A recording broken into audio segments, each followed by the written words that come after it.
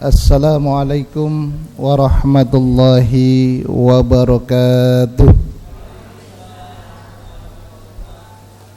Bismillahirrahmanirrahim. Alhamdulillahi rabbil alamin. Wassalatu wassalamu ala ashrafil anbiya'i wal mursalin wa ala alihi wa ashabihi ajma'in. Amma ba'du. Yang kami hormati jamaah salat zuhur, dilanjutkan dengan kajian ba'da zuhur yang insyaallah hadirin hadirat rahimakumullah dimuliakan oleh Allah Subhanahu wa taala. Allahumma amin. Yang pertama dan selalu kita utamakan sebagai hamba Allah yang beriman untuk senantiasa bersyukur kepada Allah Subhanahu wa taala atas segala limpahan nikmat dan karunia-Nya kepada kita semua, sehingga kita masih diberikan keimanan, keislaman, sehat walafiat jasmani dan rohani, dan juga kenikmatan lain yang tidak bisa kita menghitungnya. Yang kedua, sholawat serta salam semoga terlimpah curahkan kepada junjungan kita Nabiullah Nabi Agung Muhammad sallallahu alaihi wasallam, pada keluarga, para sahabat dan umatnya yang kita menjadi umat beliau, senantiasa mengharapkan syafaatnya dan mudah-mudahan mendapatkannya fi yaumil qiyamah dan akan menjadi ahlul jannah bersama beliau. Allahumma amin. Jamaah rahimakumullah, marilah kita mengawalinya dengan bacaan basmalah bersama. Bismillahirrahmanirrahim. Alhamdulillah, dengan izin Allah kita bisa bermuwajahah bil wujuh, bertatap muka dalam kajian rutin Senin ba'da zuhur. Pada kesempatan yang berbahagia ini saya akan menyampaikan manusia yang dimuliakan Allah Subhanahu wa taala. Jamaah rahimakumullah, kita sebagai manusia adalah makhluk terbaik dari Allah Subhanahu wa taala. Lalu siapakah sebenarnya manusia? Bahwa Allah Subhanahu wa taala menyebut manusia dengan beberapa istilah di dalam Al-Qur'an. Ada 5 penyebutan manusia. Yang pertama, manusia disebut dengan Bani Adam. Ini adalah dari aspek historis penciptaan manusia itu sendiri, yang diawali dari penciptaan Nabi Adam alaihi salam, dan proses penciptaan sampai dengan akhirnya Adam di sorga dan dikeluarkan dari sorga, insyaallah akan menjadi pembahasan tersendiri. Jadi setiap manusia di dalam Al-Quran itu sering disebut oleh Allah dengan kata ya Bani Adam. Itu artinya Allah sedang menyebut manusia dari aspek historis, bahwa manusia itu adalah keturunan Nabi Adam alaihi salam. Bisa dilihat salah satunya dalam Quran surat Al-A'raf ayat 31. Di situ ada kata A'udzubillahi minasyaitonirrajim. Bismillahirrahmanirrahim. Ya bani Adam khudhu sinatakum 'inda kulli masjidin wa kulu washrabu wa la tusrifu innahu la yuhibbul musrifin. Hai anak Adam, pakailah pakaianmu yang indah di setiap memasuki masjid. Makan dan minumlah dan janganlah berlebih-lebihan. Sesungguhnya Allah tidak menyukai orang-orang yang berlebih-lebihan.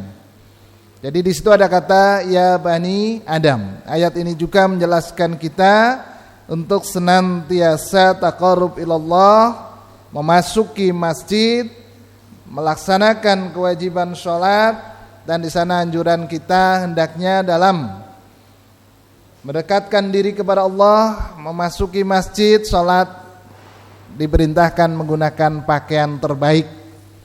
Dan dalam bab ini sangat jelas bahwa pakaian terbaik tidak harus yang mahal. tetapi adalah sesuai dengan apa yang dituntunkan oleh Rasulullah SAW, yaitu mencakup beberapa aspek, menutup aurat. Ya, kalau menutup aurat berarti kriterianya harus diperhatikan. Pakaian itu tebal, pakaian itu longgar. Jadi tidak boleh tipis. Ya, mau ke masjid pakaiannya tipis, maaf misalkan. Kemudian pakaiannya enggak tipis tebal tapi ngapret jiprot mededet. Nah, itu enggak boleh. Ya, itu pakaian bukan yang terbaik untuk ke masjid. Bahkan untuk ke setiap tempat pun enggak baik kalau seperti itu. Nah, kemudian juga di situ tentunya pakaian itu harus bersih dari najis. Ya. Jadi karena kita melaksanakan sholat harus bersih atau suci pakaian, suci tempat, kemudian suci hati, ya. Jadi semuanya harus suci, ya. Suci pakaiannya, suci tempatnya, kemudian suci hati kita. Itu ke masjid. Masjid niatnya ngrendengi kancane, gitu kan. Nah, itu berarti pakaiannya sudah suci, tempatnya jelas suci, tapi hatinya belum suci. Ya. Kan ada malah masjid dijadikan tempat ngerumpi, kan gitu. Jamaah rahimakumullah, itu yang pertama, penyebutan manusia, yaitu Bani Adam. Jadi kalau ada kata Bani Adam, itu yang dimaksud adalah manusia. Kemudian yang kedua, dari aspek biologis manusia disebut dengan kata basyarun, yang mencerminkan sifat-sifat fisika, kimia, biologis. Nanti bisa dilihat di dalam Quran surat Al-Mu'minun ayat 33. Bismillahirrahmanirrahim. Wa qala al-mala'u min qaumihi alladhina kafaru wa kadzdzabu biliqa'il akhirah wa atrafnahum fil hayatid dunya ma hadza illa basyarum mithlukum ya'kulu mimma ta'kuluna minhu wa yashrabu mimma tashrabun. Di situ ada kata basyarun yang artinya, dan berkatalah pemuka-pemuka yang kafir di antara kaumnya dan yang mendustakan akan menemui hari akhirat, yang telah kami mewahkan mereka dalam kehidupan di dunia. Orang ini tidak lain hanyalah manusia seperti kamu. Ya, jadi di situ basyarum mislukum, manusia seperti kamu. Ya'kulu mimma ta'kulun, dia makan dari apa yang kamu makan. Minhu, ya, mimma ta'kuluna minhu, ya, dari apa yang kamu makan. Wa yashrabu mimma tashrabun, dan meminum dari apa yang kamu minum. Jadi Allah menciptakan manusia itu dengan sunatullahnya, sehingga kata basarun ini manusia harus makan, harus minum, harus berkembang biak. Bahkan dalam bab perkembang biakan nanti bisa baca secara totalitas dalam bukunya Faudil Azim, kado pernikahan, kado perkawinan. Nah, di situ tentang hukum-hukum, ya, hak, kewajiban suami istri, cara mencari pasangan hidup, gitu kan. Nah, itu ada semua di sana. Nah, termasuk juga beristirahat. Jadi ketika manusia itu tidak melakukan itu, nggak mau makan atau makannya nggak teratur, sakit, nggak mau minum, dehidrasi, atau bahkan kurang asupan minumnya. Jadi sudah ada tolak ukurnya untuk manusia. Jadi komposisinya sudah sangat, ya, sangat tepat, ya, sangat sempurna. Berapa darah yang dibutuhkan, berapa asupan makanan yang dibutuhkan, minuman, asupan gizi, maka di sana dijelaskan kita harus makan yang halal, yang thayyibah. Thayyibah itu dimaknai adalah bergizi, halal dan bergizi. bergizi. Jadi baik itu artinya bergizi, termasuk proses pencariannya juga baik gitu. Tidak halal saja tapi kurang bergizi. Ini juga berpengaruh. Jamaah rahimakumullah, itu yang kedua. Manusia disebut dengan apa? Basyarun. Itu aspek apa? Biologis.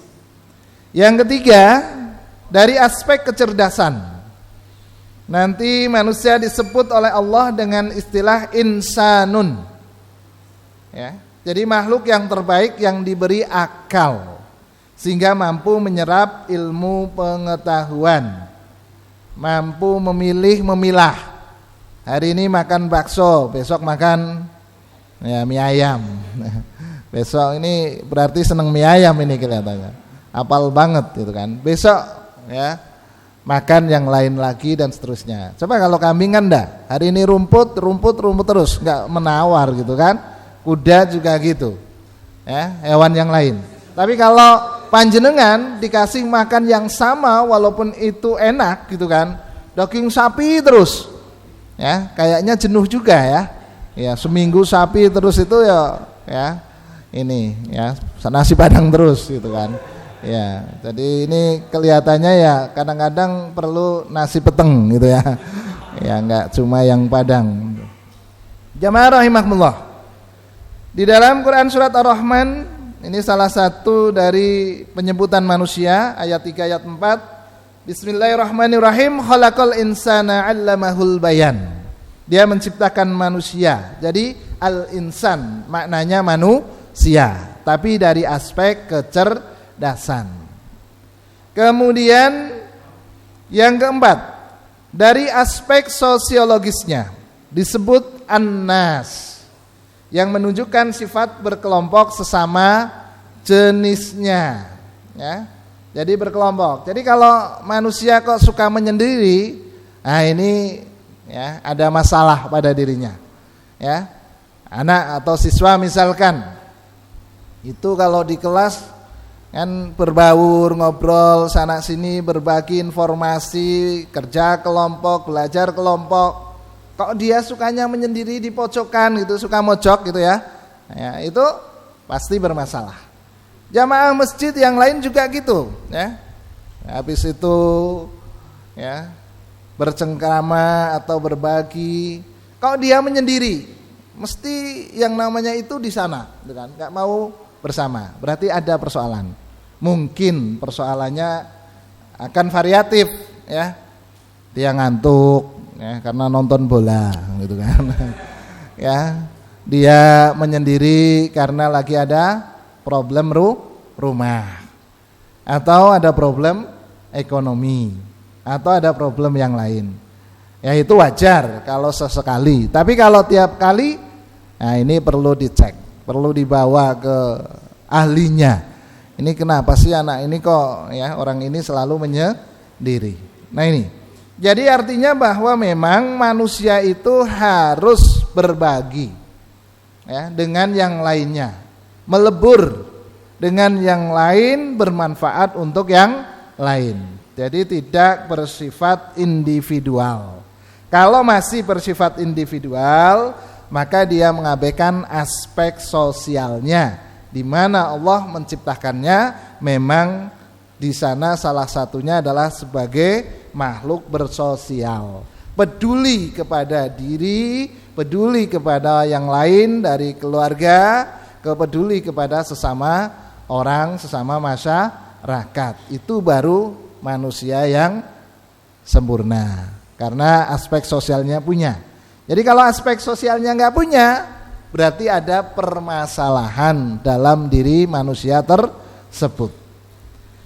Jamaah rahimakumullah, kemudian yang berikutnya adalah yang terakhir, Allah sering menyebut manusia dengan kata abdun.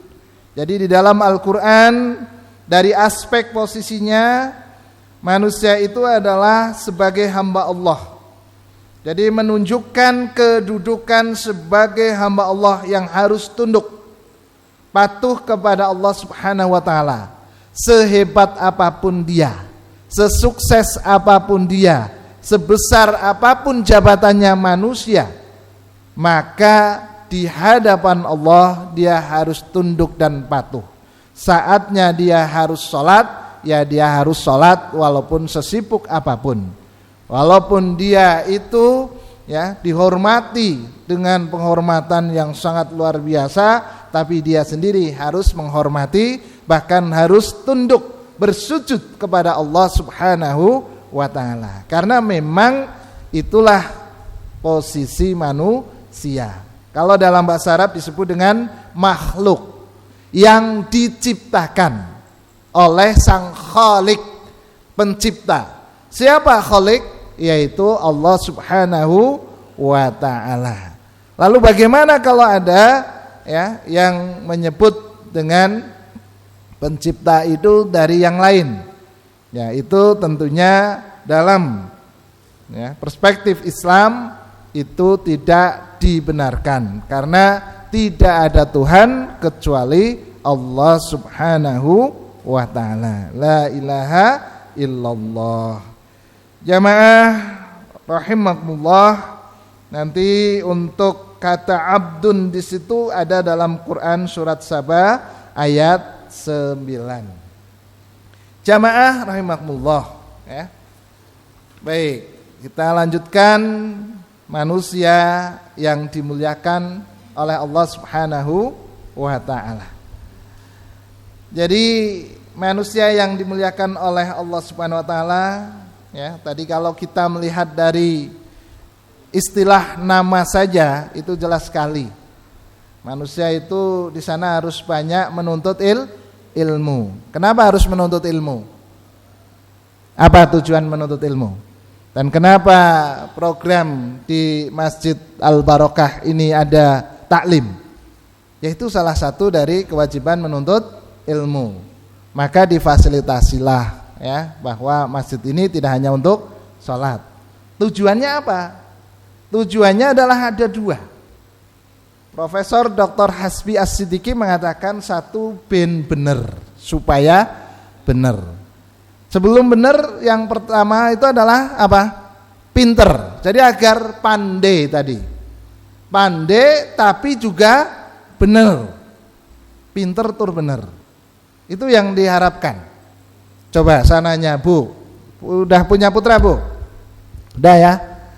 Jenengan itu berharap memiliki anak yang pandai, ora bener, apa bener orang pandai, orang pinter? Pinter ya, bener, pasti seperti itu. Maka harus menuntut ilmu, ya, pinter dan bener, itu tujuannya. Karena kalau pinter nggak bener, membuat banyak huru hara, membuat banyak kemadorotan. Ya, pinter ekonomi orang bener, korupsi, kan gitu ya. Dan seterusnya itu. Pinter tur bener. Jadi kalau pinter tok Pak Bu, jamaah rahimakumullah, dia akan tumbuh menjadi manusia yang pecicilan. Nah ini menurutnya begitu. Kalau bener tapi orang pinter, ini nanti menjadi sosok orang yang celilian, apa-apa orang ngerti ya. Disuruh ngalor ngidul ya, disuruh tolong saya haus belikan soda, tuku soda netok ya, sing putih ini Pak, loh kok soda cuma soda yang di botol, loh katanya soda Pak ya, tentunya yang dimaksud minuman soda ya ada susunya dan lain-lain, dia beli soda saja ya. Nah ini misalkan celilian enggak ini? Iya, ya, bikin mangkel orang lain. Duh, cendekon tuku soda malah soda-soda dong. Tapi ya benar dia, karena memang orang benar. Nanti kalau belinya adalah soda, ada susu, ada yang lain, malah nggak benar. Karena yang nyuruh cuma beli soda, kan gitu. Ini jamaah rahimahullah. Jadi tujuan dari taklim itu. Maka jelas sekali bahwa yang namanya belajar itu tanpa mengenal batas usia atau waktu. Lalu manusia yang dimuliakan Allah itu salah satunya adalah membaca basmalah pada setiap awal perbuatan. Kullu amrin dzibalin la yubda'u fihi bi bismillahirrahmanirrahim fa huwa aqta au fa huwa abtar ainakisul barakah.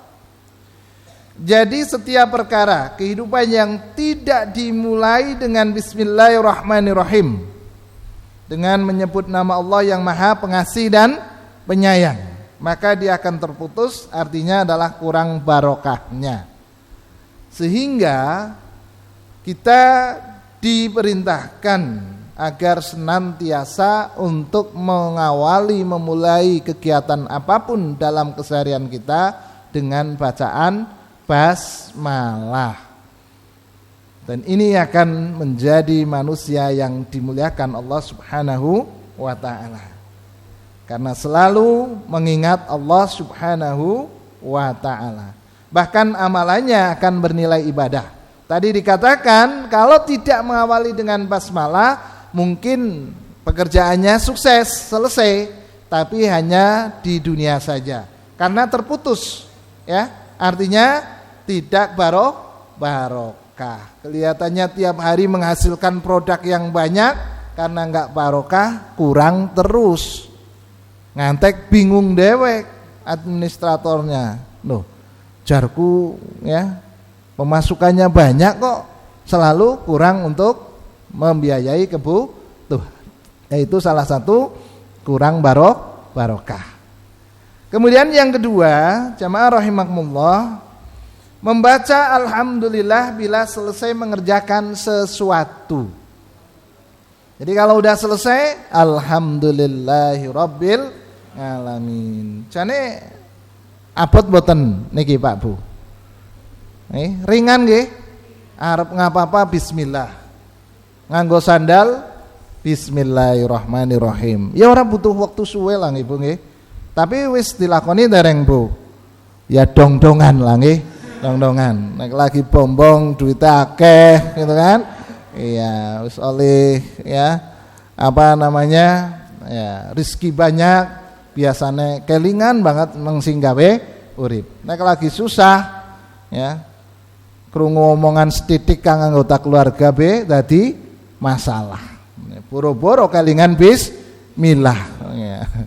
Ini Pak Bu. Mudah, tetapi kalau enggak dibiasakan sulit. Makanya jere wong tua niku opo karena kulino. Ya, kalau nggak dikulinakan, ya nggak pernah kita ingat bismillah. Pokoknya nggak sandal jangan nggak sandal. Ya, kemudian apa saja mau menyalakan TV, ya cuma menyalakan. Tapi kalau udah kulina, bahwa di dalam pengerjaan sesuatu, ketika saya membaca basmalah itu berkah, dia akan selalu bismillah. Naruh gelas bismillah. Selesai alhamdulillah. Nah ini Pak Bu. Jadi mari kita biasakan. Nah, dari Jabir radhiyallahu anhu bahwa Rasulullah sallallahu alaihi wasallam bersabda, Allah Subhanahu wa taala tidak memberi suatu nikmat kepada seorang hamba kemudian ia mengucapkan alhamdulillah, kecuali Allah menilai ia telah mensyukuri nikmat itu. Ini yang sering dikatakan dengan asyukru bil qaul, syukur dengan ucapan. Jadi kalau alhamdulillah tandane wong syukur. Padahal kita harus selalu meningkatkan syukur kita. Kalau kita selalu bersyukur, maka kita akan berhak janji Allah, la in syakartum la azidanakum, maka akan ditambah nikmat itu Pak Bu. Hanya gara-gara kita rutin mengucapkan alhamdulillahi rabbil alamin. Karena itu tanda syukur. Maka orang yang senantiasa mengucapkan alhamdulillahi rabbil alamin di akhir pekerjaannya, dia termasuk orang yang dimuliakan oleh Allah Subhanahu wa ta'ala. Berarti orang yang mengakhiri pekerjaan dengan mengucapkan alhamdulillah kira-kira banyak atau mboten Pak Bu? Nih. Akeh banyak, tapi lebih akeh sing ora ya maca. Nah, mari kita memulai Pak Bu. Ya, di kantor kita, di tempat ya kita bermukim dimanapun kita, untuk kalau selesai pekerjaan alhamdulillah. Termasuk udah makan snack, kelingan hamdalah mboten Bu. Ya, iya. Kadang bismillah kemutan. Wis entong ora kelingan alhamdulillah. Nah, kita maksudnya mari biasakan yang ringan tapi menjadi kita mulia di sisi Allah Subhanahu wa taala. Yang ketiga, mengucapkan astaghfirullahalazim bila lidah terpeleset mengucapkan sesuatu yang tidak berguna. Dari Abu Hurairah radhiyallahu anhu, ia mendengar Nabi sallallahu alaihi wasallam bersabda, "Wallah inni la astaghfirullah wa atubu ilaihi fil yaumi aktsara min 70 marrah." Demi Allah, aku sungguh beristighfar pada Allah dan bertobat padanya dalam sehari lebih dari 70 kali. Niki sinten? Baginda Rasulullah sallallahu alaihi wasallam. Kula panjenengan lebih ping 70 napa kurang, Pak Bu? Tetung dewek monggo. Kayane ya tahu lebih ndean, tapi sering kurang karena sibuknya kita.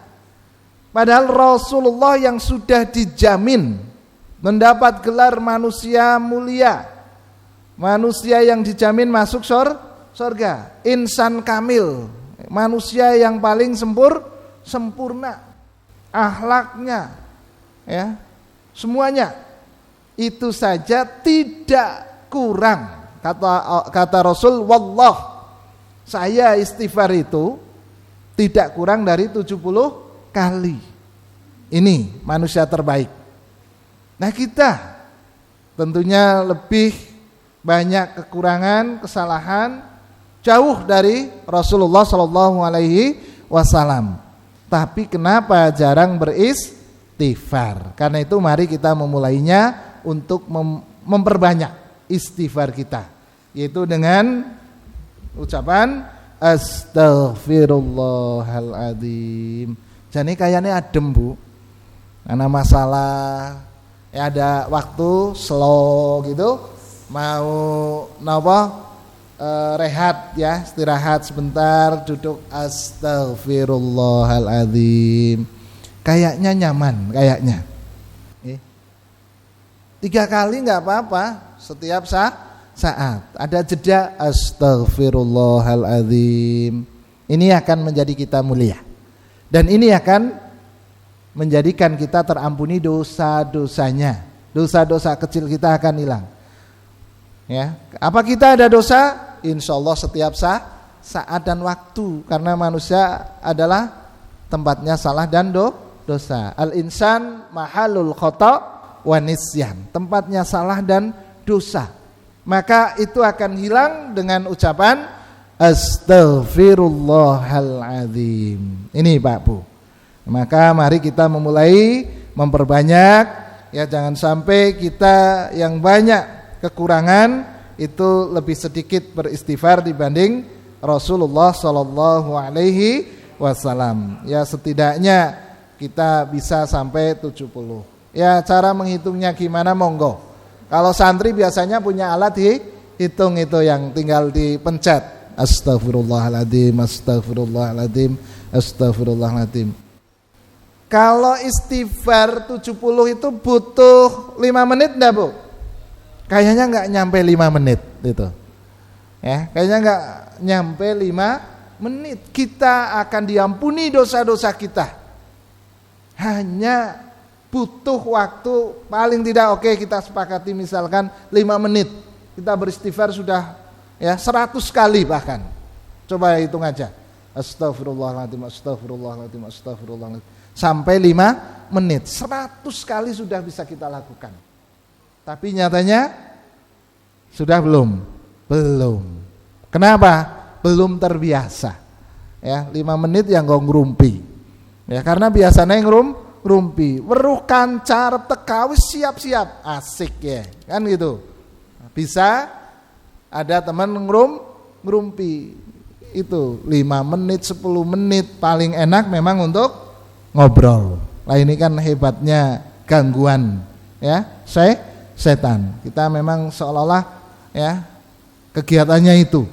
Padahal banyak kegiatan-kegiatan yang menjadikan kita dimuliakan oleh Allah Subhanahu wa taala. Baik. Kemudian yang keempat, ini Pak Bu. Kita hendaknya mengucapkan insya Allah apabila berkehendak akan berbuat sesuatu. Kebanyakan di sekitar kita mengucapkan apa?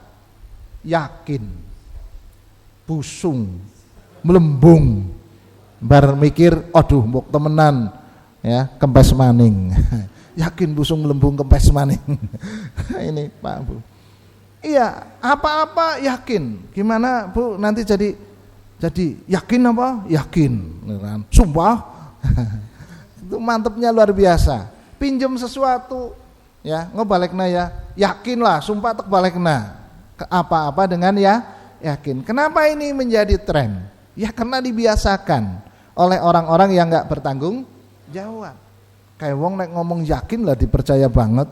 Nek ngomong sumpah utang pira-pira di ngai. Mulane liyane tiron nganggo kalimat tersebut. Dan kata Rasulullah, orang yang senang mengucapkan kalimat sumpah ini ciri orang yang suka berbohong. Karena dia tidak lagi percaya dirinya dipercaya orang lain. Mulane hati-hati kowe nek kancane apa-apa ya nyelip pulpene, yakin kok tek balekna lah ya. Ya Pak, kowe aja dibalekna ya. Iya. Di samping untuk berlatih insya Allah. Mbak, saya pinjam uangnya lah 100.000. Terus balik naik, insya Allah besok dalam waktu sehari, 2 hari, 3 hari. Enak didengar gitu kan. Ya. Usah khawatir, sumpah lah telung dina lah gitu kan. Ya, jebule ngantek telung bulan beurung disaur maksudnya. Iya, gitu kan. Apa maning telung dina. Ini Pak Bu, ya. Nah ini. Itu nanti bisa Bapak Ibu baca di dalam Quran surat Asy-Syaffat ayat 102. Ini yang saya baca terjemahnya. Ya, bahwa wahai Bapakku, yang dimaksud di sini adalah siapa? Ibrahim. Ketika diperintah oleh Allah menyembelih Ismail itu. Kerjakanlah apa yang diperintahkan kepadamu, insya Allah engkau akan mendapatiku termasuk orang-orang yang bersabar. Ini insya Allah kata dia. Dan karena taat tunduknya Allah, maka Allah Maha Pengasih penyayang. Allah gantikan yang terbaik. Nah kita seringnya hitung-hitungnya pakai hitungan matematik. Nah kalau kayak gini ya saya rugi, saya kan begitu. Yang kemarin sudah dibahas tentang infak sedekah atau zakat. Masa ngoleh duit dewek dikeluarkan 2,5%. Ya enak sih nerima ya. Nah itu. Kalau hitungannya matematik, tapi di situ ada hitungan syar'i. Yang kata Allah jelas, kalau engkau keluarkan dari apa yang kami rizkikan kepadamu, maka Allah akan lipat gandakan. Nah, ini yang sering kita abaikan. Ini yang sering kita lalai. Ya, sehingga kita selalu menghitungnya dalam bingkai matematik atau bingkai pikiran kita yang sangat terbatas. Kalau kita menghitungnya dengan syar'i, dalil-dalil Allah dan Rasul yang menjelaskan tentang manfaat kita berzakat, sedekah atau beramal yang lain, maka kita akan semakin sukses. Ini kita akan semakin sukses. Tapi kita seringnya menjadi kurang sukses karena dibatasi oleh hitungan-hitungan ruwet oleh diri sendiri. Jamaah rahimakumullah. Yang berikutnya adalah mengucapkan la haula wala quwwata illa billahil aliyyil azim bila menghadapi sesuatu yang tidak disukai oleh kita. Ya. Tapi karena kita biasa, kalau enggak suka ya asem lah. Ya. Iya, apal banget kalimat asem. Kalau enggak karena sering lihat apa namanya? Iya. lihat sinetron semprul itu kan, dan seterusnya itu. Ini padahal di sini dijelaskan, ya Abdullah ibni Qaisin qul la haula wala quwata illa billah fa innaha kansun min kunusil jannah. Wahai Abdullah bin Qais, katakanlah la haula wala quwata illa billah, karena ia merupakan simpanan pahala berharga di surga. Ya, simpanan, mendapatkan satu gunung, ya, apa, harta atau emas, ya, ibaratnya itu adalah emas yang nanti untuk masuk surga, kansun min kunusil jannah itu. Ini sangat luar biasa. Ketika kita mengucapkan la haula wala quwata illa billahil aliyyil azim, maka kita akan mendapatkan simpanan pahala berharga di dalam surga ini, Pak Bu. Karena itu mari kita biasakan, jika menghadapi sesuatu yang tidak kita sukai dalam pekerjaan kita, dalam bersosial kita, dalam rumah kita, kita mengucapkan la haula wala quwata illa billahil aliyyil azim. Punya simpanan, tabungan. Kalau tabungan di BRI paling habis besok. Ya. Iya, tapi kalau ini enggak habis-habis, Pak Bu, luar biasa, ya. Jadi mari kita biasakan itu yang kelima. Yang keenam, kita supaya mengucapkan innalillahi wa inna ilaihi raji'un apabila terkena musibah. Ya, Quran surat Al-Baqarah ayat 156. Alladzina idza asabathum musibatun qalu inna lillahi wa inna ilaihi raji'un. Yaitu orang-orang yang apabila ditimpa musibah mereka mengucapkan inna lillah, kita milik Allah, wa inna ilaihi, dan sungguhnya kita kepada Allah raji'un, akan kembali. Ini. Jadi kebiasaannya apa? Kalau kena musibah kepaduk, nah ini kan, ya asem maning, apa-apa asem kecut. Kalau yang ngawur lagi menyebut nama-nama binatang di kebun binatang. Ya apa itu? Ya sebut itu. Lah ini, ya kepaduk menyebut nama binatang. Ya, HP tiba menyebut nama, ya, hewan di kebun binatang. Lah ini kan, ya, karena apa? Terbiasa. Nah mari kita biasakan. Saya yakin ketika kita ada musibah apapun, kita akan cepat mengatakan inna lillahi wa inna ilaihi raji'un. Kalau kita masih jarang, karena memang tidak biasa. Kemudian yang ketujuh, yang terakhir, ya, karena waktu hendaknya menghiasi bibir di waktu malam, siang, ya, pagi hari dengan kalimat la ilaha illallah Muhammadur Rasulullah. La ilaha illallah Muhammadur Rasulullah. Ini insyaallah kalau kita, ya, senantiasa mengamalkan 7 kalimat ini dalam kehidupan kita sehari-hari, maka kita akan menjadi manusia yang dimuliakan oleh Allah Subhanahu wa taala fid dunya wal akhirah. Allahumma amin. Akhirul kalam, mohon maaf apabila banyak kekurangan dan kesalahan pada taklim kajian siang hari ini ba'da dzuhur di Masjid Al Barokah, yaitu setiap hari Senin. Kalau ada kebenaran datangnya dari Allah Subhanahu wa taala, dan kalau ada kesalahan datangnya dari saya pribadi karena kurangnya pengetahuan dan terbatasnya ilmu yang ada pada diri saya sendiri. Mari kita akhiri dengan bacaan hamdalah bersama. Alhamdulillahirabbil alamin. Billahi taufiq wal hidayah. Wassalamualaikum warahmatullahi wabarakatuh.